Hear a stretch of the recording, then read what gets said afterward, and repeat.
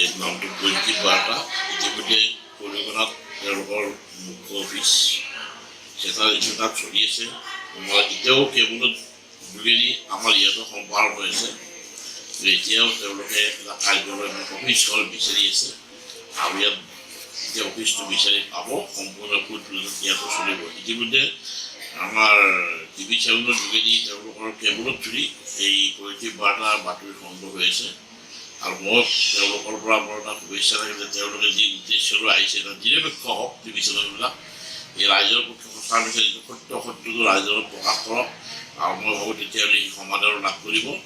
আজিকালি প্ৰায়ভাগ নাম দিছে মানে গুডি মিডিয়াত নপৰে ৰাইজৰ এটা মৰমৰ ৰাইজৰ আশা আৰু নিৰপেক্ষভাৱে তদন্ত হওক সেইটো শুভেচ্ছা থাকিল আৰু মই আশা ৰাখিছোঁ এই টিভিটোৱে ভৱিষ্যত অসমত এটা বাৰ্তা দিব আৰু ৰাইজৰ প্ৰশংসনীয় নামটো মোৰ নাম সনাতন দাস।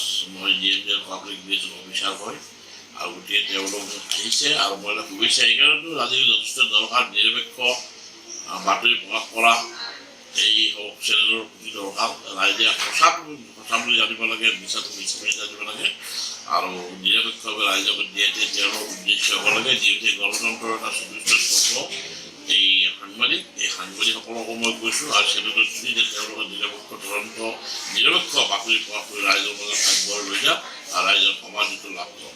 সকলোকে শুভেচ্ছা থাকিল। ভৱিষ্যতে যাতে এইটো চেনেল এটা সুস্থ বাতাবৰণ নিউজ পৰিৱেশন কৰি সমাজৰ ভাল বাৰ্তা কৰি ধন্যবাদ।